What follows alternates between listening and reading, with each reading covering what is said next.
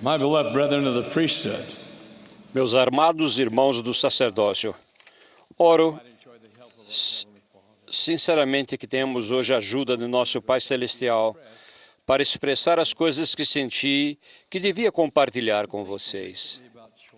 Tenho pensado ultimamente nas escolhas e nas suas consequências. Quase não se passa uma hora do dia sem que tenhamos de fazer algum tipo de escolha. Algumas são triviais, outras têm repercussões maiores.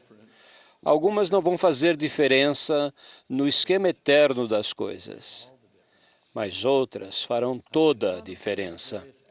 Ao ponderar sobre os vários aspectos das escolhas, classifiquei-os em 3 categorias. Primeiro, a regalia da escolha. Segundo, a responsabilidade da escolha.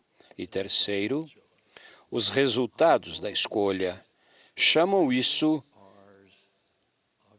de os 3 R's da escolha. Começarei pela regalia ou direito de escolha.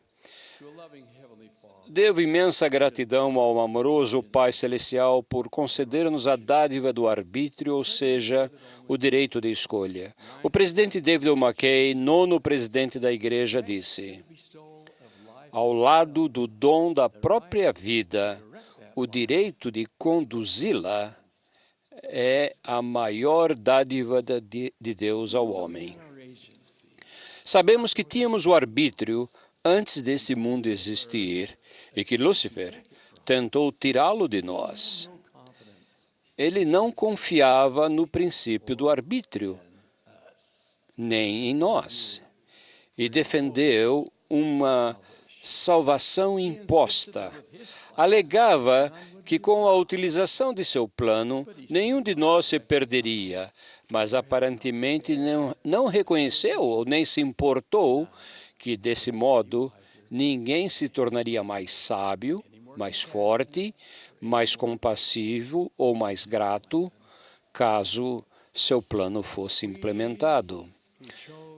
Nós que escolhemos o plano do Salvador, sabíamos que embarcaríamos numa jornada arriscada e difícil, porque percorreríamos os caminhos do mundo nos quais poderíamos pecar e tropeçar, sendo afastados da presença do Pai.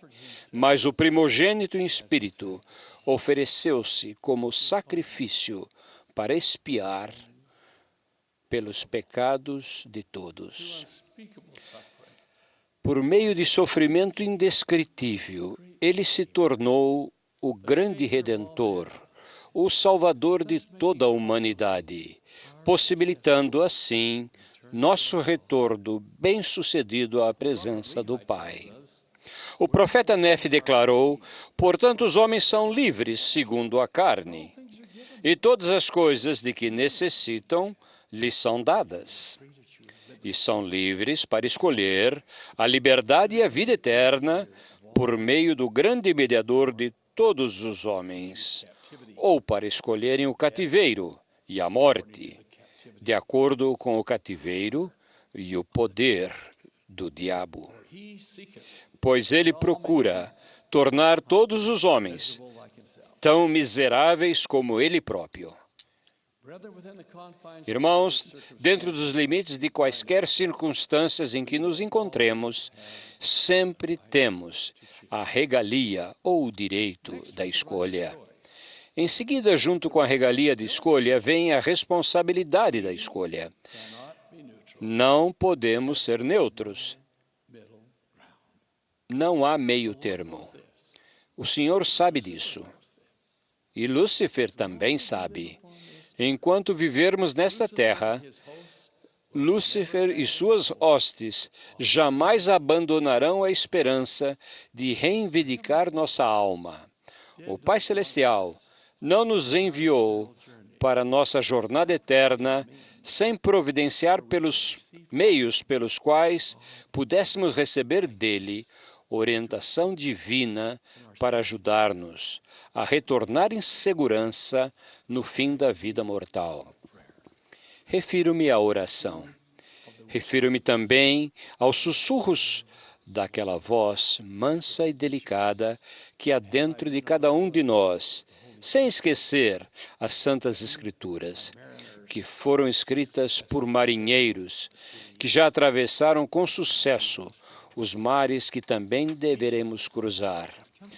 Todos viemos à Terra com todas as ferramentas necessárias para fazer escolhas certas. O profeta Moroni disse: o Espírito de Cristo é concedido a todos os homens, para que eles possam distinguir o bem do mal. Estamos cercados, sendo às vezes até bombardeados por mensagens do adversário. Ouça algumas delas, que sem dúvida lhe soarão familiares. Só desta vez não faz mal. Não se preocupe, ninguém vai saber. Você pode parar de fumar ou beber ou tomar drogas assim que quiser. Todo mundo faz, portanto não pode ser tão ruim. As mentiras são infindáveis. Embora em nossa jornada encontremos bifurcações e retornos ao longo da estrada, simplesmente não podemos nos dar ao luxo de enveredar por um desvio do qual talvez jamais consigamos voltar. Lúcifer, como um astuto flautista de Hamelin, toca sua alegre melodia e atrai os incautos para longe da segurança do caminho escolhido, para longe dos conselhos de pais amorosos, para longe da segurança dos ensinamentos de Deus. Ele busca não apenas a assim chamada escória da humanidade, mas todos nós, inclusive os próprios eleitos de Deus. O rei Davi ouviu, vacilou e depois seguiu e caiu. O mesmo fez Caim em uma época anterior e Judas Iscariotes em uma era posterior. Seus métodos são ardilosos, suas vítimas numerosas. Lemos a respeito dele em 2 Nefe. E a outros pacificará e acalentará com segurança carnal. A outro ele lisonjeia, dizendo-lhes que não há inferno, até agarrá-los com suas terríveis correntes. E assim o diabo engana suas almas e os conduz cuidadosamente ao inferno. Quando nos deparamos com escolhas importantes, como decidimos? Será que sucumbimos às promessas do prazer momentâneo, a nossos desejos e paixões, à pressão de nossos colegas? Espero que não sejamos tão indecisos quanto a Alice, no clássico de Lewis Carroll, Alice no País das Maravilhas. Lembram-se de quando ela chegou a uma encruzilhada, tendo 2 caminhos à sua frente, cada qual se estendendo em direção oposta? Ela se deparou com o gato risonho e perguntou a ele: que caminho devo seguir? O gato respondeu: depende do lugar para onde quer ir.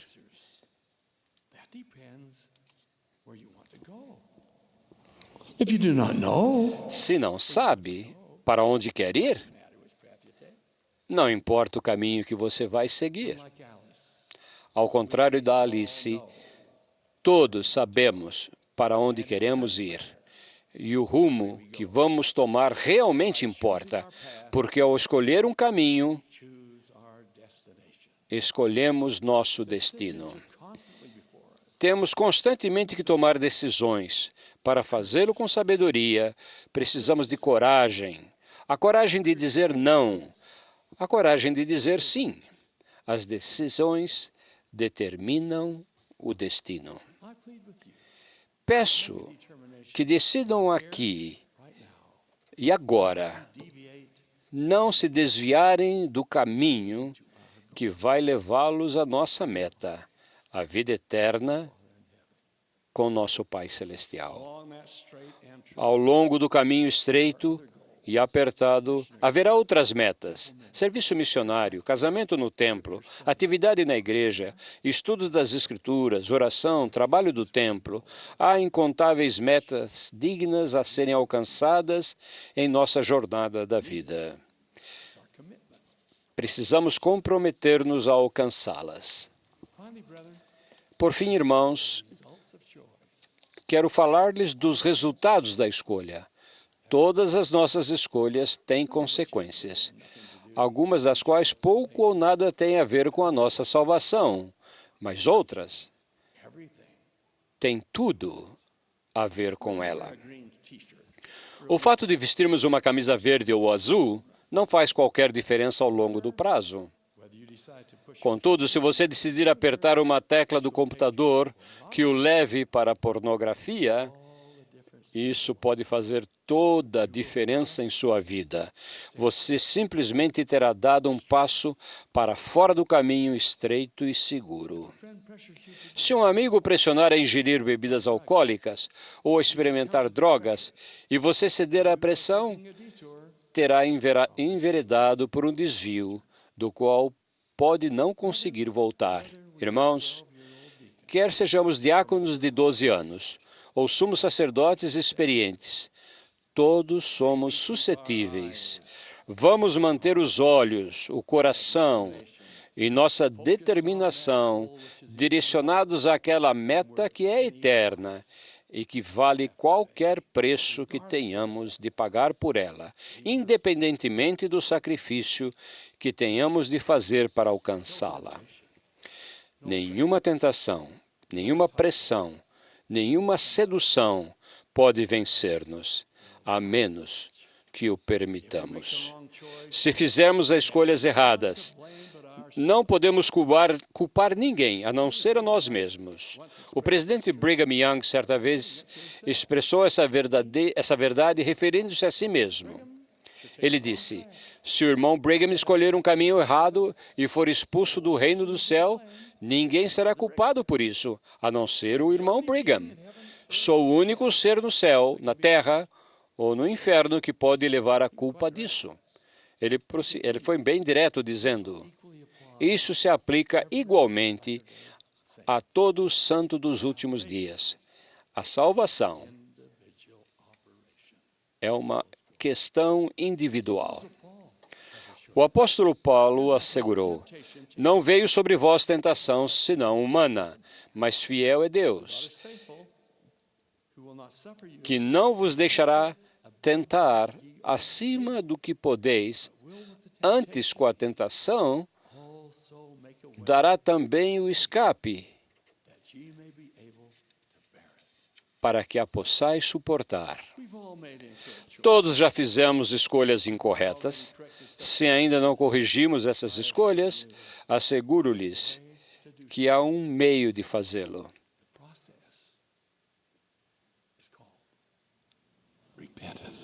O processo se chama arrependimento. Rogo a vocês que corrijam seus erros. Nosso Salvador morreu a fim de proporcionar-lhes a você e a mim essa dádiva abençoada.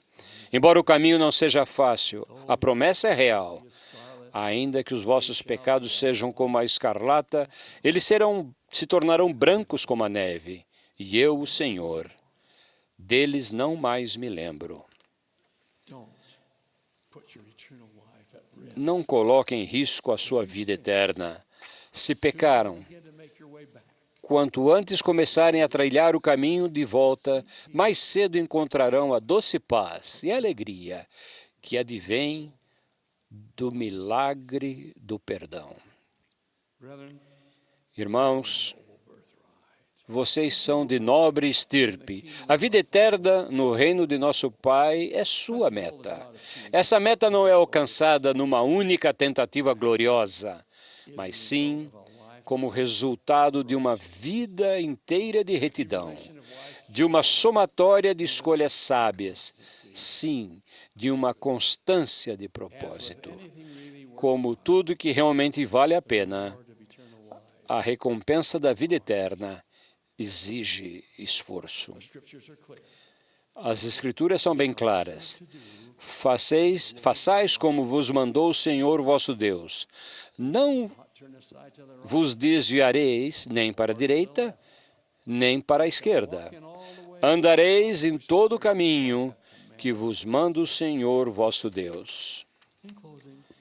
Para terminar, quero compartilhar com vocês o exemplo de alguém que decidiu, bem cedo na vida, quais seriam suas metas. Refiro ao meu irmão Clayton M. Christensen, membro da igreja, que é professor da Faculdade de Administração de Empresas na Universidade de Harvard. Quando tinha 16 anos, o irmão Christensen decidiu, entre outras coisas, que não praticaria esportes ao domingo. Anos depois, quando frequentava a Universidade de Oxford, na Inglaterra, ele jogava como pivô na equipe de basquete. Naquele ano, tiveram uma temporada invicta e chegaram ao que na Inglaterra equivaleria para nós ao campeonato de basquete da Associação Atlética Universitária Nacional. Venceram os jogos com relativa facilidade no campeonato, chegando às quartas de final. Foi então que o irmão Christensen viu a programação e, para seu horror e desalento, descobriu que a final estava marcada para um domingo. Ele e a equipe haviam se esforçado tanto para chegar até ali, e ele era o pivô. Procurou o técnico para expressar seu dilema.